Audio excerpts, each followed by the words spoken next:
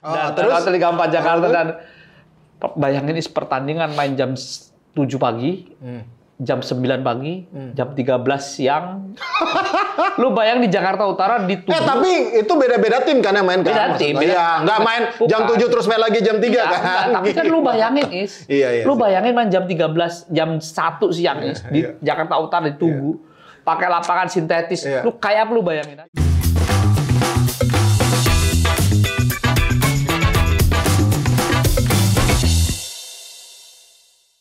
Welcome back to Discord, diskusi olahraga bareng Rais. Dan kali ini setelah kemarin bersama Bang UK, kali ini bersama Esto. Yes. Kembali lagi setelah mudik dia. Dan melihat berbagai macam pergolakan di sepak bola nasional ya. Lucu ya? Kita bahas soal drawing Liga 4 dulu deh. Gimana menurut lu? Ya ternyata sepak bola dengan drama, tapi bukan drama yang seperti ditulis Frankenfurt ya. Kalau Frankenfurt kan nulis drama Stoichkov ngeludahin itu, dia nggak bisa main skipping gitu-gitu kan. Bener. Yang menarik terus antara pendukung Rangers sama pendukung Celtic gitu. bentrok karena ada bahasan yang bagus, otentik, yang bisa dijadikan skripsi atau tesis atau apa. Ini mah dramanya drama drawing. Bahkan ketika diulang aja kemarin juga ada yang hilang tangannya. Iya. Itu live stripping kali. Live stripping lagi. Streaming. Sorry. Live streaming, judulnya live streaming. Live streaming, tapi tapping kan yang gitu. Ini kayak kali ya. Ini asumsi aja gitu. Jadi gue sih nggak mau komentar apa-apa. Yang pasti gue nonton Liga 4 Jakarta. Dan terus Liga 4 Jakarta dan bayangin pertandingan main jam 7 pagi, jam 9 pagi, jam 13 siang. Lu bayang di Jakarta Utara di Tugu. Tapi itu beda-beda tim kan yang main kan? Beda tim. Iya, nggak main jam 7 terus main lagi jam 3 kan? Tapi kan lu bayangin, Is.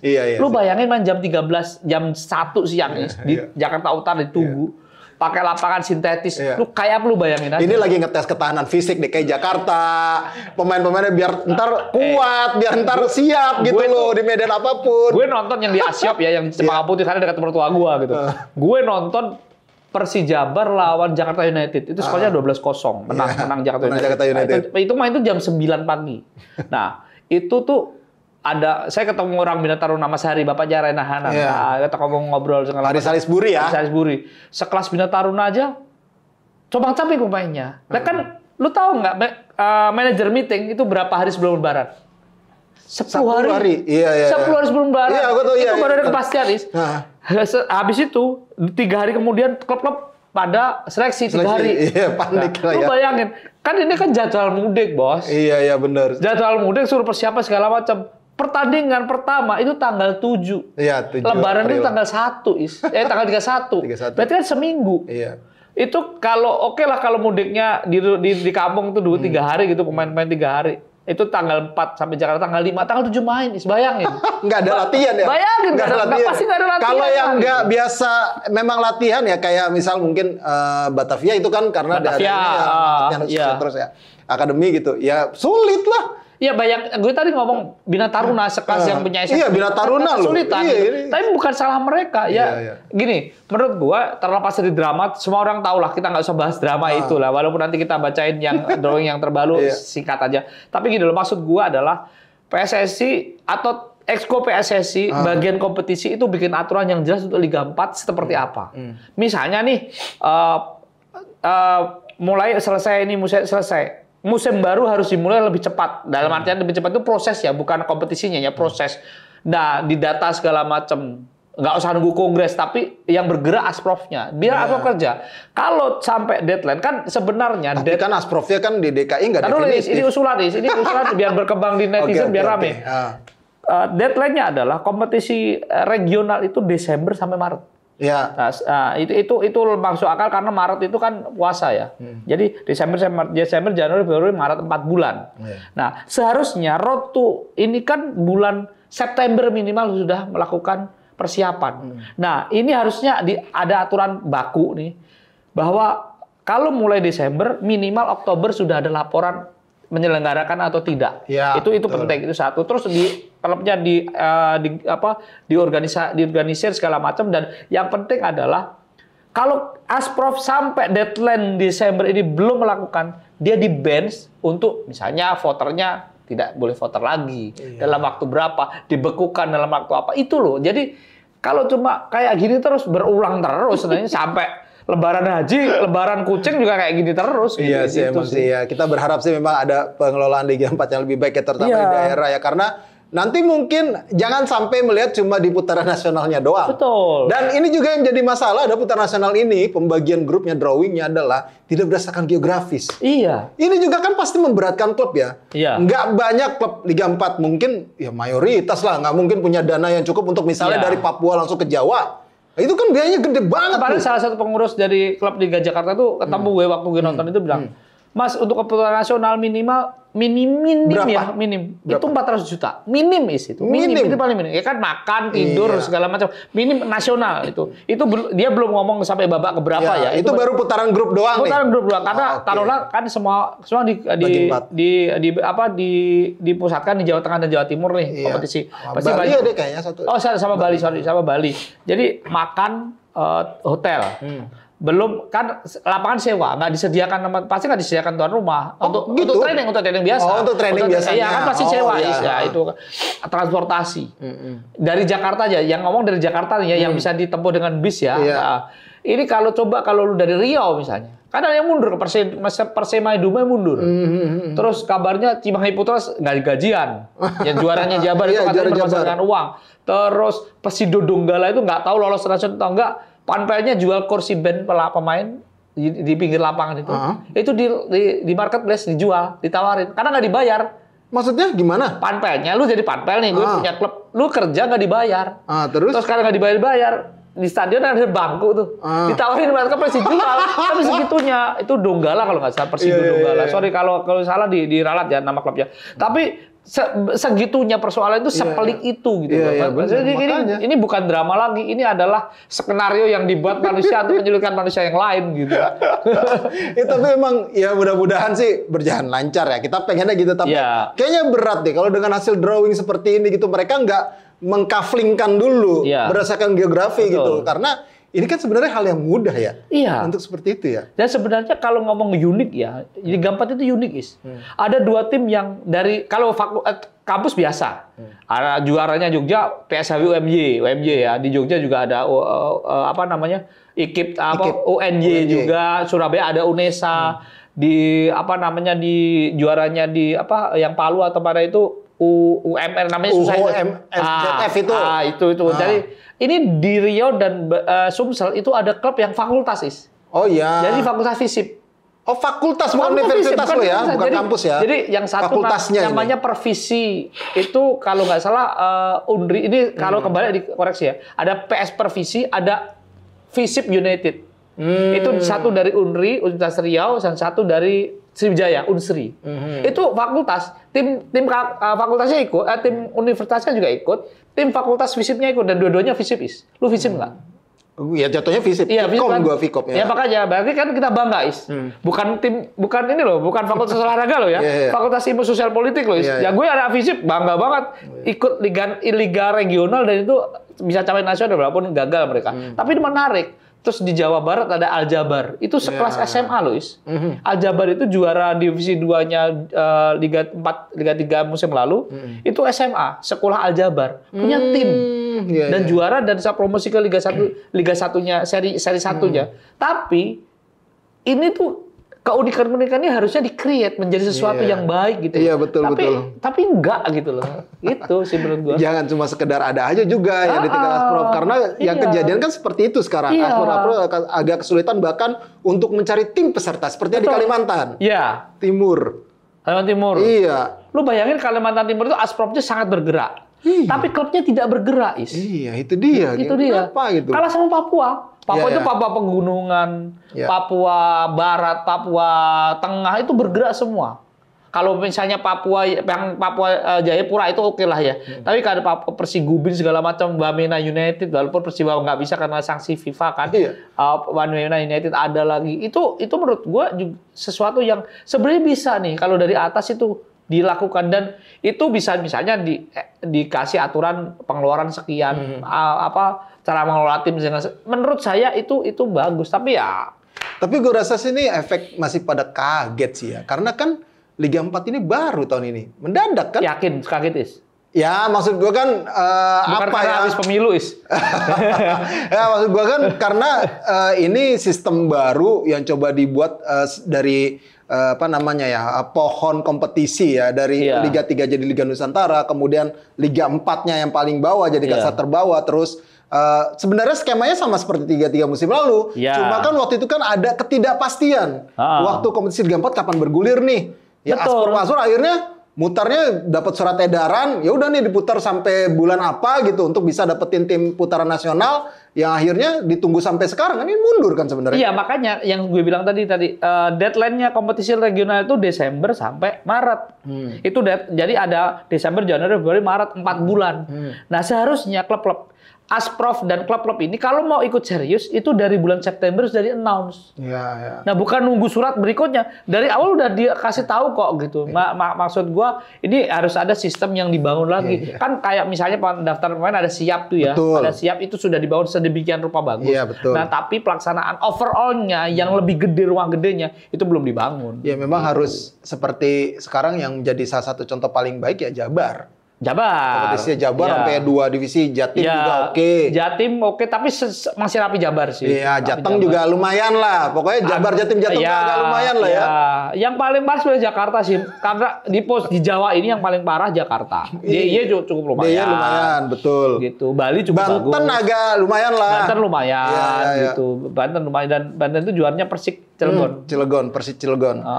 Ya, kita tunggu aja seperti apa nanti Liga 4, mudah-mudahan putaran nasional itu tanggal 21 April bakal mulai. 21 April, jadi kita tunggu saja, mudah-mudahan bisa berjalan dengan lancar dan sesuai dengan harapan ya. Jadi nggak banyak gimmick, nggak banyak drama, dan nggak ada MMA. Itu yang paling penting, karena kan paling gitu tuh. MMS, Mixed Martial Soccer. Tapi salut juga di NTT ya, yang animonya luar biasa banget. Dan karena rata-rata di NTT itu kan tidak muslim ya. Jadi pas puasa kan main malam, Is. Main malam nonton. Gue beberapa kali nonton siaran YouTube-nya Liga 4, walaupun ada beberapa insiden juga. Tetapi alhamdulillah tahun ini tidak ada insiden besar. Tapi insiden telat gaji ada, termasuk di Asprofnya Pak Arya Sinulinga di mana? Sumatera Utara ada. Yang Pak Saryal Effendi atau siapa pelatihnya mundur karena nggak dibayar gitu-gitu. Ya, mudah-mudahan bisa terselesaikan lah masalah-masalah itu dan bisa berjalan lancar Liga 4. Kita doakan dengan berbagai pro kontra ataupun polemik yang ada, kurang dan lebihnya ya kita berharap lancar. Oke, kita beralih ke tim yang sedang berlaga di Asia. Sayang banget leg pertama Madura United kalahnya telak kayak gitu ya. Padahal nggak istimewa-istimewa banget loh. Sperry yang kemarin gue lihat tuh. Makanya kalau juara atau runner-up minimal kan dapat 8M. Iya benar. Itu kan lumayan untuk tim yang katanya sekarang finansialnya bermasalah. Tapi lagi lumayan nih Madura nih keluar dari degradasi sama nih. dengan MU. Manchester United di peringkat 14. Madura United di peringkat 14 juga. Jadi tampaknya sama gitu. Yang bagus kan Malut United. Tapi balik ke AFC Challenge, menurut saya kekalahan 3-0 ini agak berat ya untuk mereka main tanggal 17 di hari Kamis di Gelora Joko Samudro di Gresik, dan berharapnya adalah ya minimal bisa sama 3-3 dulu deh. Nanti seperti apa kita ke belakangnya nggak apa-apa, yang pasti itu. Karena harapannya adalah ini bisa nggak cuma buat Madura doang, tapi overall buat Indonesia. Koefisien kita bisa naik.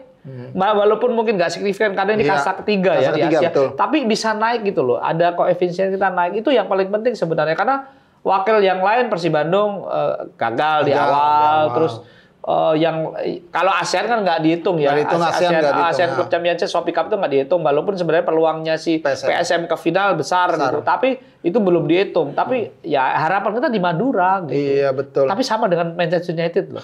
Di Liga Eropa mereka oke di Liga Eropa. Katanya lebih nyaman main di Liga Eropa dibandingkan di kompetisi lokal. Gitu. Tapi sekarang lumayan oke sih Madura United di kompetisi lokal ya. Udah mulai ada progres lah, menang terus nih, lagi tren positif mereka. Nah, oke, sekarang karena udah ngomong Liga 1, kita masuk Liga 1 yang fenomenal tadi, Estu juga udah singgung, Malut United, tembus 4 besar. Terus Coach Imran akhirnya diperpanjang kontrak. Iya. Satu musim ya? Satu musim, sama Coach Yayan. Ya, sama Coach Yayan ya, karena prestasinya ini ya. Jadi memang ya ada prestasi yang luar biasa, dan yang menarik lagi, Yakob Sayuri kemarin hat-trick. Gue tuh nonton highlightnya doang ya, karena gue lagi pergi itu gue nggak bisa nonton live gitu karena lagi ada acara. Tapi gue lihat hat-tricknya, itu yang gol kedua kalau nggak salah yang ompanya si Yance. Itu keren banget sih. Itu maksud gue, kalau memang katanya Yakob dan Yance itu sekarang dua ini pemain termahal di Indonesia saat ini gitu, ya wajar sih menurut gue dengan kayak gitu, dengan gaya main seperti itu. Yang penting kalau saya sih mah mau mahal mau kayak apa, satu kualitasnya bagus dan tim itu bisa bayar. Iya betul. Yang penting itu aja ya. Yang penting itu aja. Yang penting itu aja. Dan kalau lihat dari grafiknya, Malut itu kan di putaran kedua. Iya. Itu dari pertandingan pertama di bulan Januari itu hanya kalah di Januari. Kalah sekali aja, Setelah itu 7 kali menang, 3 kali imbang. Dan yang menarik adalah mereka membuat fenomena bagus karena stadionnya terindah di Liga Indonesia, di Giraha itu ya, saya kira. Gunung Gamalama itu ya. Di Ternate gitu. Dan menurut saya ada kan Maluku Utara itu kan gudang pemain tuh. Dan ada klub Liga 1 di situ gitu loh. Menurut saya itu juga jadi trigger yang baik buat dari tim itu. Tapi omong-omong, banggalah saya tanpa mengecilkan arti pelatih-pelatih yang lain atau mengecilkan arti lokal, dan tapi Coach Imran pelatih lokal yang masih bertahan, dan walaupun sempat ada hashtag Imran out. Oh iya benar. Sempat ada di akhir putaran pertama sama iya betul. Tapi ternyata mampu Coach Imran mampu berbuat dengan baiknya dengan timnya ini, dan menurut saya ini juga ya walaupun kalau kan Malut tempatnya bagus ya, pemain bagus, kalau pelatihnya nggak bisa mengendalikan backroomnya juga nggak akan sebagus ini gitu. Betul. Ya itulah menarik dari Malut United ya. Berarti tersisa cuma Coach Imran ya? Iya. Coach Imran. Kan dari awal musim kan ada Pak RD, ada Mas Widodo kan. Iya betul. Terus setelah itu tinggal Coach Imran. Benar ya, kita doakan sejauh mana Malut United mudah-mudahan bisa berprestasi, tapi kekal menang atas Persis Solo membuat panas degradasi. Iya. Makin panas loh degradasinya tuh. Iya. Kita bahas degradasi minggu depan. Tapi bahas degradasi minggu depan. Nah, kita bakal bahas yang Persibnya dulu nih. Yes. Sekarang tinggal butuh sampai poin 69 buat juara. Dari 6 laga tersisa. 6 laga tersisa. Dan ada 9 tim yang sudah dipastikan tidak bisa juara Liga 1. Iya. Tapi ada 9 tim juga yang masih berpeluang juara. Iya. Jadi dari peringkat 1 sampai 9 tuh sampai Malut lah ya. Iya. Bukan Malut. Malut berdekat 4. Bali United. Iya. Itu masih berpeluang. PSBS biar ke bawah, 10 sampai ke bawah itu udah pasti nggak ada. Karena sulit untuk mengejar poinnya Persib Bandung. Nah, Persib Bandung butuh 6 sampai 69 poin untuk menjadi juara. Biar nggak kekejar sama Dewa. Iya. Ya kan? Sekarang poin mereka adalah 58. Betul, artinya beda 8 butuh poin. 9 poin dong. Beda 8 poin sama Dewa. Beda. Mereka butuh berapa? Berarti 3 kali 9 poin kan? 3 kali menang. 69 ya enggak 9 poin dong. Berapa? 11 poin ya? Iya, 11 poin. Berarti 4 kali kemenangan. 4 kali menang. 4 kali, dari 6 4 kali kemenangan. Iya. Udah. Kalau itu selesai, ya udah mereka lolos ya. Iya, kalau menang-menang terus dan si Dewanya juga nggak ngejar banget ya. Tapi intinya pokoknya mereka 69 aman. Iya, karena itu karena poinnya si siapa namanya Dewa 50 sekarang. Dewa itu 50 poin, 8 poin. Dewa itu kalau mau juara itu poin maksimalnya itu Dewa pokoknya 68. 18 ya 68. Jadi poinnya 68, terus Persibaya itu poin kalau menang terus 67. Iya. Sedangkan Persija Malut kalau menang terus 64, Persija menang terus itu 62. Berat sih Persija untuk kejar Persib gitu. Tapi Persib juga harus membutuhkan 4 kemenangan dari 6 pertandingan. Menang terus Mereka bisa juara. 4 kemenangan lagi. Itu dia tuh. Kita tunggu sejauh mana nanti apakah ada yang kepleset. Ya. Kita nggak tahu ya kan. Bahkan Persija, tapi gue salut juga kemarin di laga Persija Persebaya akhirnya kembali ke GBK. Mecahin rekor penonton lagi. Liga 1 musim ini. Dan yang pasti teman-teman Buret datang juga ya. Iya, betul. Itu menurut saya juga something yang membuat saya bangga gitu, senang gitu. Walaupun masih ada aja yang ada yang masih belum setuju segala macam. Tapi menurut saya ya itu bagian dari langkah yang bagus lah. Iya benar. Inisiatif dari supporter sendiri ya pasti akan ada denda. Ya. Sanksi dari Komdis ya. Tapi setelah kemarin ada kunjungan The Jack ke Surabaya, diterima dengan baik. Terus sekarang juga hasilnya juga baik. Gitu ya. Gue rasa ini menjadi salah satu tolok ukur juga ya nantinya mungkin untuk bisa dalam penerapan aturan laga away musim depan lah pasti. Walaupun ada sedikit insiden di tol, bonek bisnya ditabrak, tapi yang nabrak itu lawan arus sih. Lawan arus kan katanya pelaku kriminal gitulah. Jadi bukan salahnya bisnya bonek, jadi bisnya bonek di jalur yang benar. Ini lawan arus, ditung lawan arus. Ya intinya salut lah dengan teman-teman yang sudah datang dan saling menyambut. Iya betul, gitu. dari supporter kita ada improvement di situ yang kita harus apresiasi. Oke, langsung prediksi aja. Pekan 29. Semen Padang PSIS Semarang. Ini laga zona degradasi. Semen Padang lah. PSIS Semarang kayaknya lagi turun banget ya. 2 pemainnya cabut nggak gajian. Ruksi sama Evandro. Evandro siapa ya? Ya dua. Ya, AC-nya 2. Iya. Terus ada satu pemain lokal siapa namanya ya apa Ricky apa Rian yang ngejual apa jersey atau apa gitu. Karena memang nggak bayaran gitu. Aduh, iya itu dah. Gitu. Semen Padang, ya gue Semen Padang lah. Semen Padang masih agak oke nih. Iya. Oke. PSS Sleman Dewa United main di Maguwo. Oh, akhirnya main di Maguwo. Nah, ini kemungkinan bisa main di Maguwo. Iya. Apakah Dewa United terpleset? Gue sih kayaknya spiritnya Semen Padang PSS untuk lewat itu semangat ya. Gue juga PSS. Gue PSS Sleman. Borneo PSM Makassar. Ini kecolongan kita. Aduh. Tapi memang Persib mental juaranya luar biasa ya, Bang. Ya. Gue sih ada kemungkinan ini seri sih. Iya sih, gue juga pikir gitu. Tapi kayaknya Borneo nih. Malut United PSBS Biak. Wow, ini seru nih. Ini seru. Ini 2 tim promosi yang tapi lagi top. Tapi lagi saya pegang si Malut sih. Walaupun mentalnya PSBS Biak bagus ya. Biasa. Ya, gue Malut United juga. Persib Bali United ini juga tanpa top scorer, Tyron Del Pino. Tanpa dia dan yang pasti gini, tren Persib itu bagus.